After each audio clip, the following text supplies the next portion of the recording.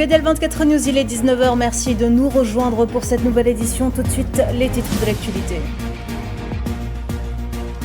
À la une ce soir, au 646e jour de génocide dans la bande de Gaza, au moins une cinquantaine de civils, dont des enfants, sont tombés en martyrs, et ce dans différentes régions de l'enclave palestinienne, ce qui porte le bilan à 58 026 morts.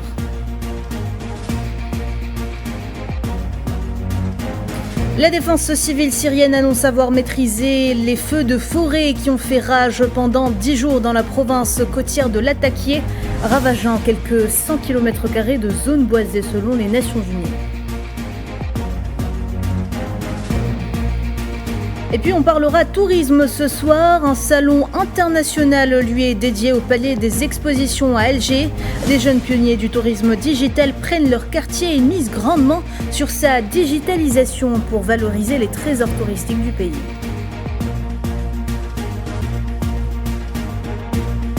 Au Maroc, des militants des droits de l'homme pointent du doigt le roi Mohammed VI et tous ceux qui gravitent autour de lui, accusant la famille royale de narcotrafic. Au moment où un rapport onusien accablant vient d'être publié, la FAO parle d'un tiers des filles rurales au Maroc qui vivent en dehors de l'éducation, de l'emploi et de la formation.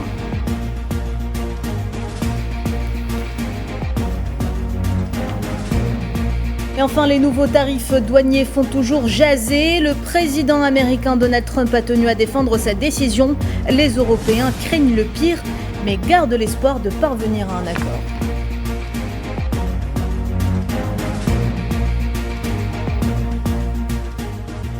Bonsoir à toutes et à tous. Le macabre bilan du génocide sioniste en cours depuis 22 mois. Gaza a dépassé ce dimanche la barre des 58 000 martyrs, 58 000 âmes injustement arrachées à la vie, dont une majorité étaient des femmes et des enfants. Selon les autorités palestiniennes de la santé, les corps de 139 civils et 425 blessés sont arrivés dans les hôpitaux de la bande, et ce au cours des dernières 24 heures.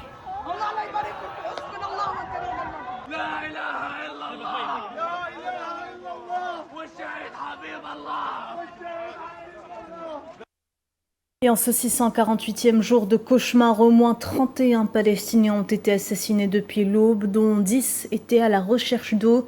Dans le camp de réfugiés d'Ashat, à l'ouest de la ville de Gaza, 6 Palestiniens sont tombés en martyrs lorsque des avions de combationnistes ont bombardé une maison. 2 autres Palestiniens ont également été tués dans le bombardement d'un immeuble dans le quartier de Sabra.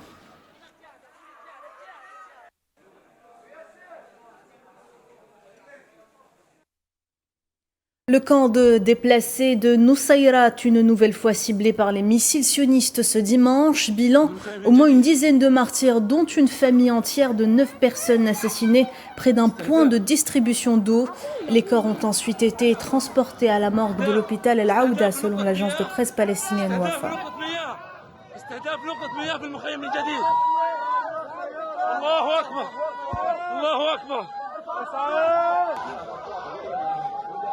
استهداف نقطة مياه لا إله إلا الله.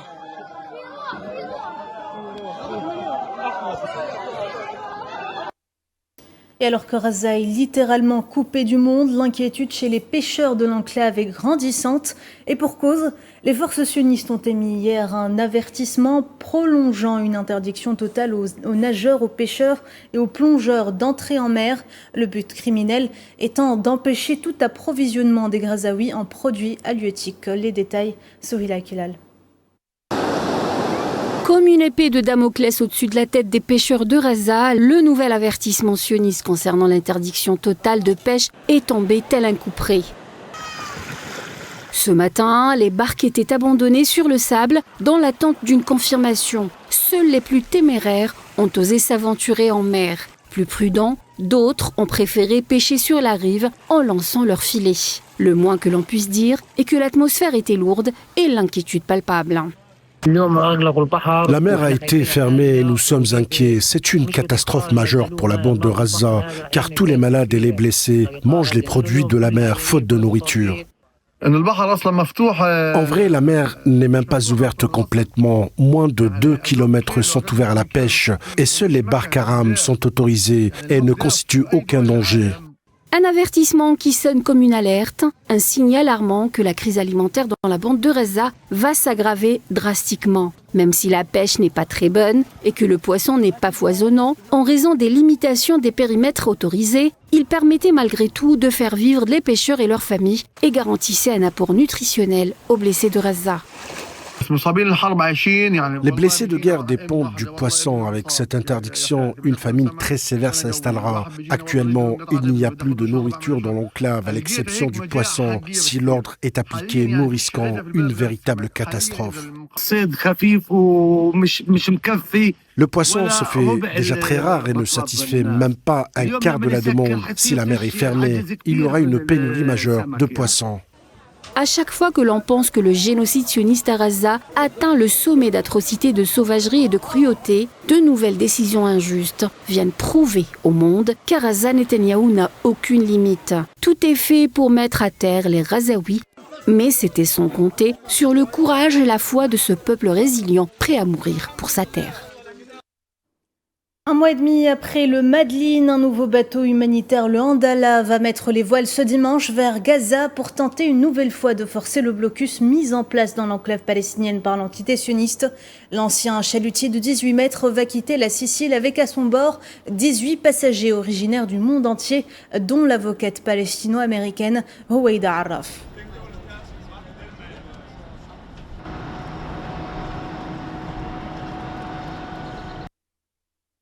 En Cisjordanie occupée, des centaines de Palestiniens ont assisté ce dimanche à un cortège funèbre pour 2 civils tombés en martyrs après avoir été agressés par des colons sionistes, l'un d'eux étant un citoyen américain.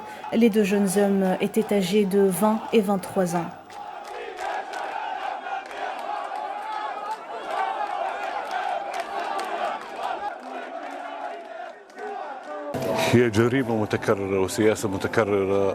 C'est un crime permanent et une politique constante de l'occupation de tenter de forcer les Palestiniens à quitter leur terre.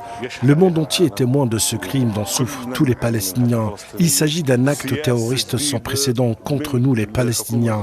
Il s'agit d'une nouvelle politique du gouvernement israélien contre les Palestiniens. Ces armes sont destinées aux colons, surveillés par leurs soldats et pleinement soutenus par le gouvernement. Après 10 jours d'incendies ayant ravagé l'ouest de la Syrie, la défense civile syrienne a annoncé ce dimanche avoir enfin maîtrisé les feux de forêt qui ont frappé la région de Latakia, tout en continuant de surveiller les sites touchés pour éviter de nouveaux incendies. Pour rappel, les incendies avaient rasé plus de 100 km² de zones boisées selon l'ONU, mais n'ont pas fait de victimes. Quelques 5000 personnes ont été touchées par ces incendies et plusieurs localités ont dû être évacuées.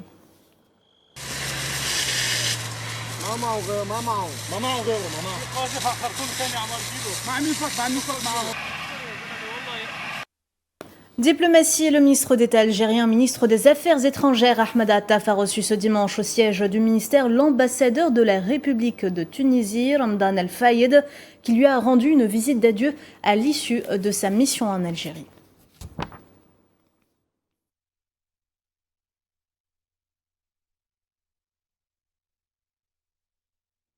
Dans une allocution prononcée à l'ouverture des travaux de l'atelier de haut niveau sur la participation de la communauté nationale à l'étranger aux efforts de développement du pays organisé à Alger et en collaboration avec l'Organisation internationale pour les migrations, le secrétaire d'État auprès du ministre des Affaires étrangères chargé de la communauté nationale à l'étranger, Sofiane Chaïb, a précisé que l'Algérie est aujourd'hui un acteur clé au niveau régional et international concernant la question migratoire, en œuvrant à coordonner les efforts dans un cadre consultatif visant à assurer une gestion optimale de ce phénomène.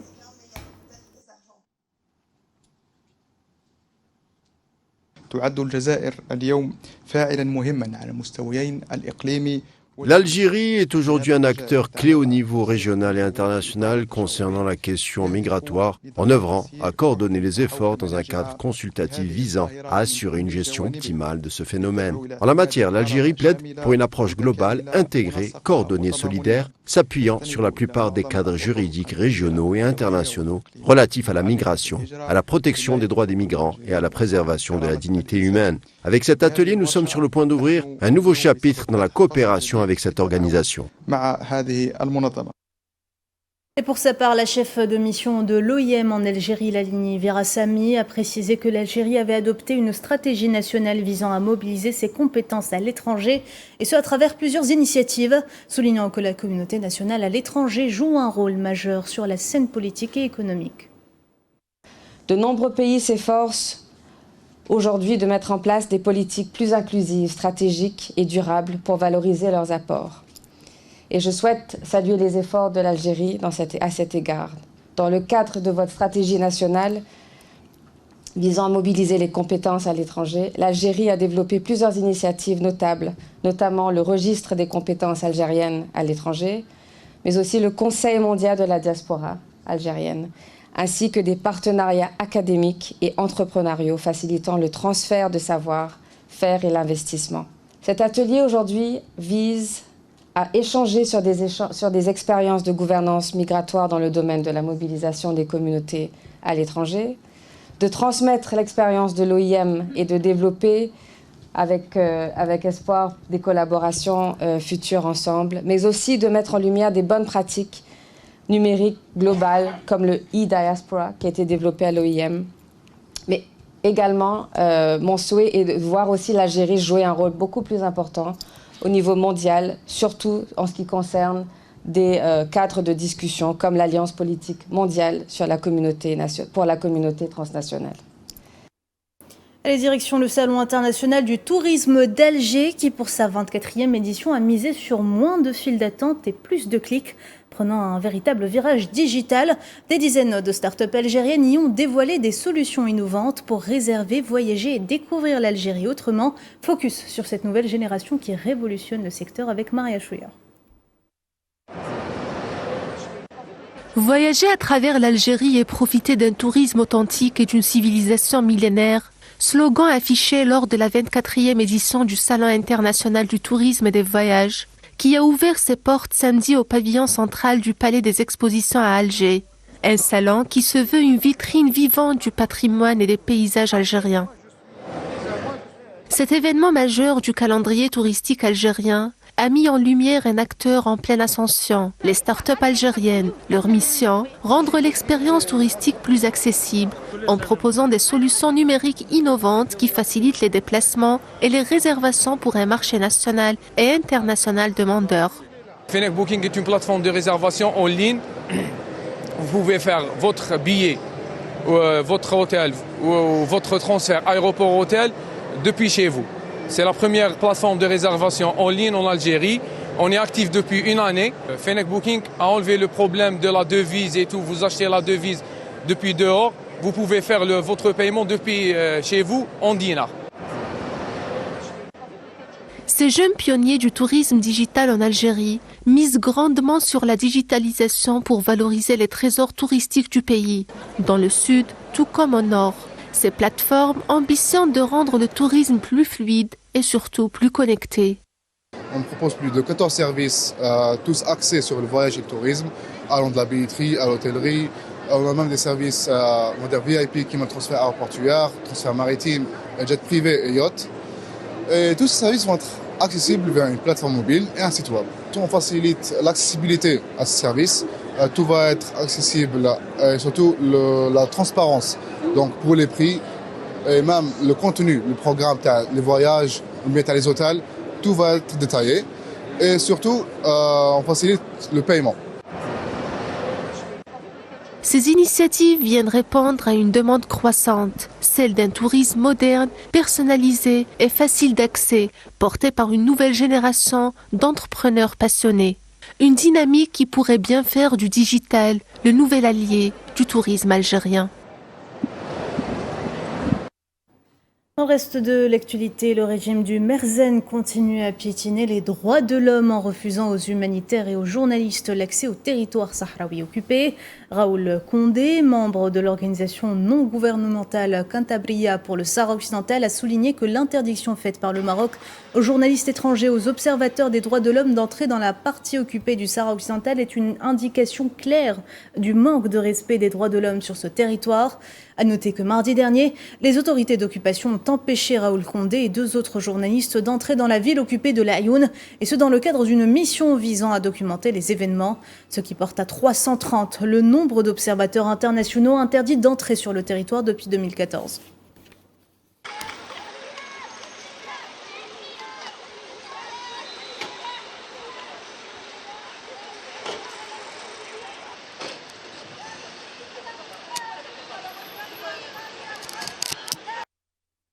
Et ce nouveau scandale, un activiste marocain des droits de l'homme, Mohamed Kandil, a confirmé l'implication de la famille royale dans le trafic de drogue au sein de réseaux internationaux. Dans un post sur son compte Facebook, l'activiste et défenseur des droits de l'homme a confirmé que la famille royale s'est transformée en trafiquant de drogue, avec témoignage à l'appui de barons de la drogue arrêtés en Europe.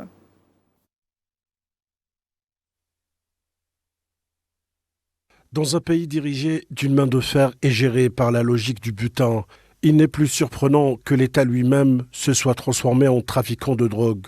Les réseaux de contrebande hors la loi ne sont plus le danger. Mais ce qui est plus dangereux, c'est que la tête de la pyramide du pouvoir, la famille royale, soit impliquée dans les réseaux de trafic de drogue. La tête de la hiérarchie du pouvoir, la famille royale, est impliquée dans les réseaux internationaux de trafic de drogue. On en parle également en titre de ce triste chiffre. 1/3 des filles rurales au Maroc vivent en dehors de l'éducation, de l'emploi et de la formation, tandis que dans les zones urbaines, cette proportion dépasse le quart selon les Nations Unies. Le rapport de l'ONU pour l'alimentation et l'agriculture pour le mois de juillet indique qu'environ 33% des jeunes femmes et filles âgées de 15 à 20 ans dans les villages marocains n'étudient pas, ne travaillent pas et ne suivent aucune formation. L'Organisation des Nations Unies pour l'alimentation et l'agriculture a constaté qu'environ 1/3 des filles rurales au Maroc vivent dans une situation NEET, c'est-à-dire en dehors de l'éducation, de l'emploi et de la formation. 33% des jeunes filles rurales marocaines âgées de 15 à 24 ans dans les zones rurales n'étudient pas, ne travaillent pas et ne suivent pas de formation, alors que le pourcentage avoisine les 26% chez les jeunes femmes dans des zones urbaines. Guerre au Soudan, au moins 11 civils, dont 3 enfants, ont été tués par les forces de soutien rapide dans l'état du Kordofan Nord, dans l'ouest du pays. Dans un communiqué, le réseau des médecins soudanais a indiqué que 31 autres personnes ont été blessées, dont 9 femmes, certaines étaient enceintes, lors de cette attaque visant la région de Shaqanoum dans cet état. Le réseau a qualifié l'attaque de l'une des pires agressions brutales qui violent ouvertement toutes les normes humanitaires et les conventions internationales.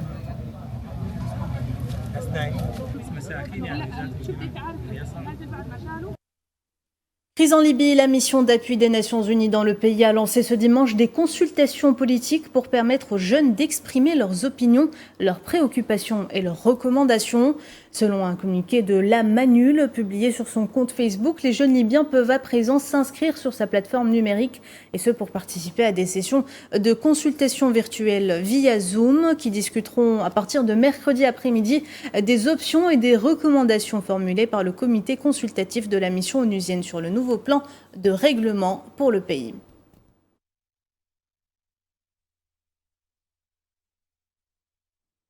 Conflit en Ukraine, nouvelles avancées des troupes russes sur le terrain. La Russie a affirmé ce dimanche avoir capturé un autre village dans l'ouest de la région de Donetsk. Ces troupes progressant vers la région voisine de Dnipro. Le ministère de la Défense de Moscou a indiqué que ses forces avaient plus précisément repris le contrôle du village de Myrne.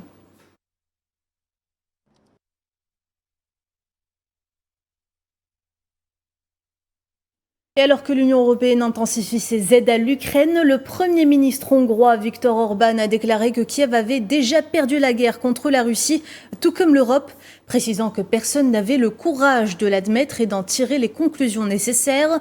Des déclarations faites pendant que l'UE envisage de créer un fonds de 100 milliards d'euros pour soutenir les dépenses publiques ukrainiennes.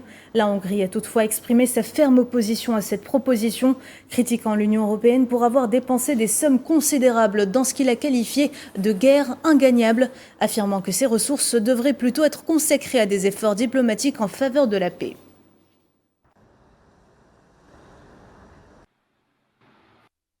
Guerre commerciale, l'Union européenne dans le viseur de Donald Trump qui a annoncé des droits de douane de 30% dès le 1er août sur tous les produits provenant de l'UE. Une annonce qui a fait réagir la présidente de la Commission européenne. Néanmoins, les Européens, eux, gardent toujours l'espoir de parvenir à un accord. Madame Zenzitouni. Des droits de douane s'élevant à 30% sur l'ensemble des importations en provenance de l'Union européenne à partir du 1er août 2025, perçue par la plupart des pays touchés comme une décision brutale qui pourrait enterrer les négociations en cours entre Washington et Bruxelles. Invité de la chaîne américaine Fox News, le président américain a défendu sa décision. Le potentiel de ce pays est incroyable. Il a été géré de manière tellement stupide et certains pays sont très mécontents aujourd'hui, car ils nous exploitent depuis 30 ou 40 ans et j'ai fait en sorte que cela cesse. Cet arrêt était en cours quand le Covid est arrivé dans la dernière partie de mon mandat. Nous avions l'économie la plus forte de l'histoire de notre pays et je prédis que la situation s'améliorera. L'argent qui rentre, les droits de douane qui s'élèvent à des centaines de milliards de dollars, ça afflue. Du côté de Bruxelles, la réponse ne s'est pas fait attendre. La présidente de la Commission européenne, Ursula von der Leyen, a brandi la carte de la riposte si Washington mettait à exécution sa menace, ajoutant toutefois que l'Union européenne restait ouverte aux négociations pour parvenir à un accord avant la date butoir. Les États-Unis nous ont adressé une lettre contenant des mesures qui entreraient en vigueur en l'absence de solution négociée. Nous allons donc prolonger la suspension de nos contre-mesures jusqu'à début août, tout en continuant à nous y préparer, afin d'être pleinement préparés. L'inquiétude face à cette nouvelle tarification douanière était visible en une de la plupart des quotidiens italiens ou encore espagnols, qui craint une guerre commerciale transatlantique. Je pense que c'est un désastre. Ce type est stupide et désorienté, il a détruit son pays. Il n'y a jamais eu de président aussi mauvais que Trump. Et il joue un jeu incroyable avec les impôts au niveau international. J'ai l'impression que Trump prend des décisions unilatéralement, tout seul. Cela affecte non seulement l'Europe, mais le monde entier. Cela nous affectera bientôt, oui. Si l'Union européenne s'est jusqu'à présent abstenue de riposter, 2 paquets de contre-mesures pourraient toucher 93 milliards d'euros de biens américains sur le sol européen. Pour football avec la CAN 2024 féminine, les Vertes affronteront ce soir à 20h un adversaire de taille, le Nigeria, pour leur 3e et dernier match de la phase de poule. Les Algériennes ayant déjà réussi à décrocher une qualification historique au quart de finale de la compétition après avoir battu le Botswana, puis fait un match nul face à la Tunisie. Le second match opposera d'ailleurs ces 2 derniers à la même heure.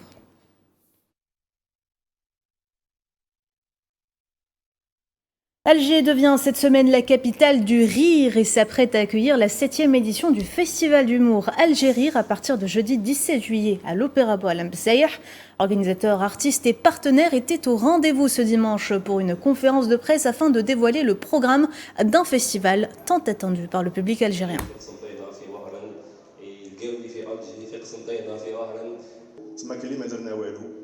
Et voilà, donc on suit notre chemin. On va faire l'ouverture jeudi 17 juillet à 20h30 à l'Opéra d'Alger Boualem Bessaïh, qui reste quand même le Graal pour les artistes algériens. Et ensuite, on passe au TNA, donc au Théâtre National Algérien Mehedine Bechtarzi, et pour le vendredi 18 et samedi 19, avec 2 spectacles par jour. Donc ça, c'est la première particularité. La deuxième, c'est que c'est vrai qu'on a le gala d'ouverture qui reste un gala international, puisqu'on a une participation étrangère. On a Charlie Niobé qui nous vient du Cameroun, Nadège qui vient d'Haïti, et des artistes qui sont binationaux, donc comme Younes Hanifi, Marwan Ben Lazar, Farid Chamek, mais aussi on a ce mélange avec Abdelkader Secteur qui sera là, mais aussi des artistes, des jeunes artistes locaux comme Mouad Ben Nasser, Fares Barkat et Inès qui seront de la troupe Algérie, donc à qui on donne la chance de participer à ce gala international. Déjà, je suis très fière parce que c'est une confiance que les organisateurs nous font pour justement participer, essayer de faire rire le public. Je dis bien essayer, mais on met vraiment beaucoup en œuvre pour ça et vraiment, je suis très fière. Le stand-up, je trouve beaucoup de bonheur, beaucoup d'énergie à le vivre avec une troupe jeune, avec une troupe qui a beaucoup d'expérience, Algérie, le festival. Et en plus, le hasard n'existe pas. Mon passage dans le festival d'Algérie, c'est le 19 au TNA. Le TNA, c'est une partie de mon enfance, c'est une partie de mon complexe. Je vais affronter réellement ma zone de confort et vraiment aller dans la chose qui m'a le plus intimidé, le plus impressionné dans mon parcours artistique. Voilà un festival qui promet de faire rire les plus grincheux. C'est la fin de ce journal, madame, monsieur. Merci de l'avoir suivi. Vous pouvez revoir cette édition sur nos réseaux sociaux ou bien en scannant le QR code qui s'affiche en bas de votre écran. L'actualité continue sur Al 24 News. À demain.